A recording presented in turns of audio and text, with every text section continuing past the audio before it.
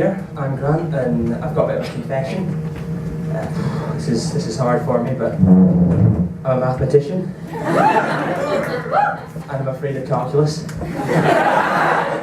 There's just so many equations, you know. There's the quotient rule. Where does the minus sign go? And then you've got like the Fourier series. Like, why are they so angry? And triple integrals, like they're breathing. How are they breathing?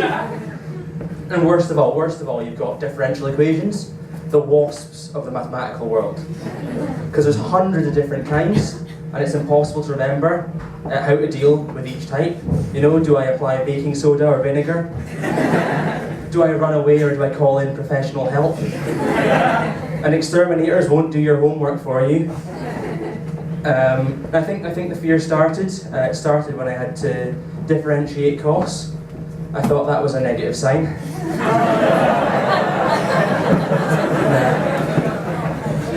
It got worse when I had to integrate sec. You know, I realised I was being triggered by trig. And I feel bad. I feel like I'm on the wrong side of history, you know, because I'm afraid of the rate of change. And I'd like to thank you for listening to this, because it's difficult for me to bring up in normal conversation, you know, because I'd have to take a tangent. But unfortunately, I don't have to work with anything continuous, because I do network theory. So a network. Woo! Do I know you?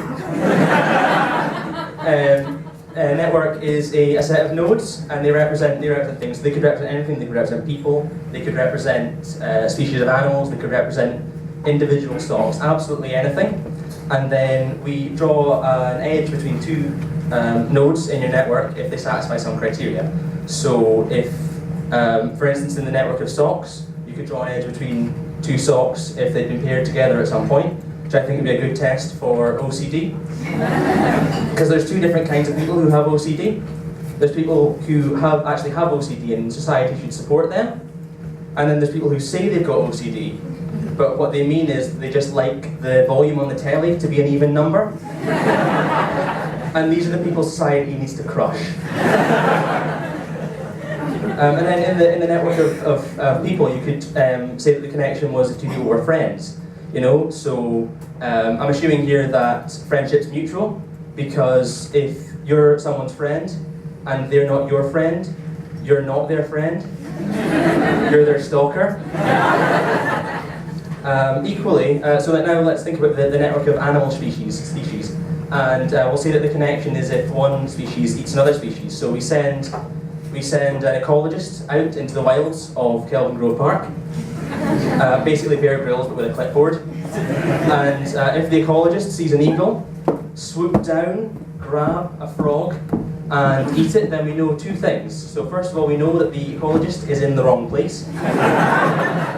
And secondly, we know that eagles, much like the French, are not fussy about what they eat.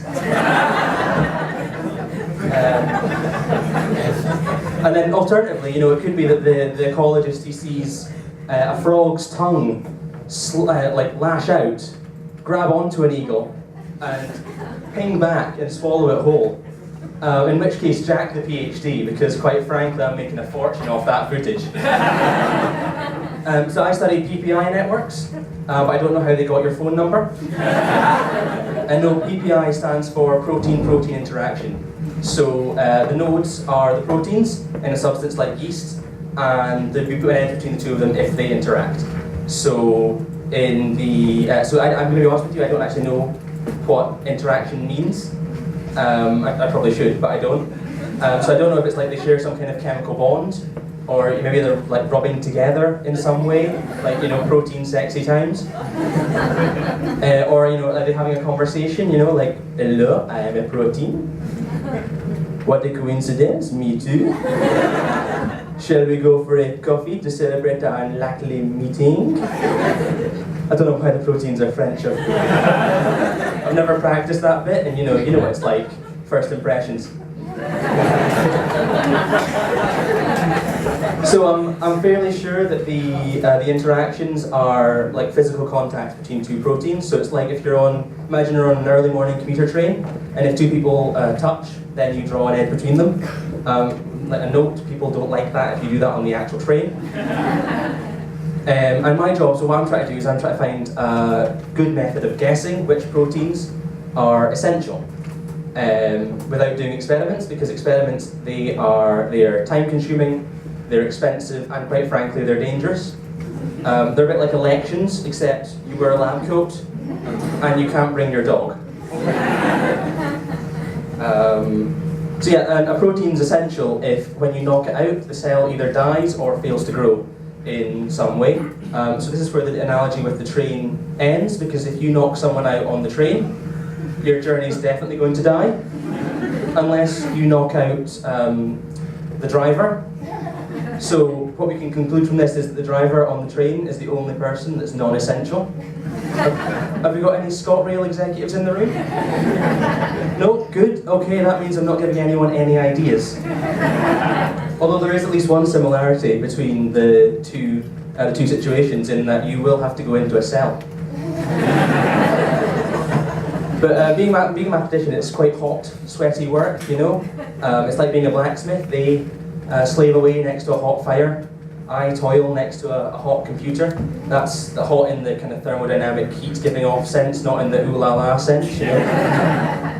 I know where I put it, but you know, we always get it the wrong way around, so. And then, you know, they endlessly hit an anvil with a hammer. I endlessly hit enter with my finger on the bloody keyboard. And they go home at the end of each day with their smouldering shoulders, legs with more tone than a karaoke night, and the knowledge that the tools they've made are going to be used to create beautiful furniture. I go home every night with sore eyes, legs twitching from a caffeine overdose, and in the ignorance of the fact that I made an arithmetic error at 10:15 in the morning. It's been a tough day, guys. Tough day.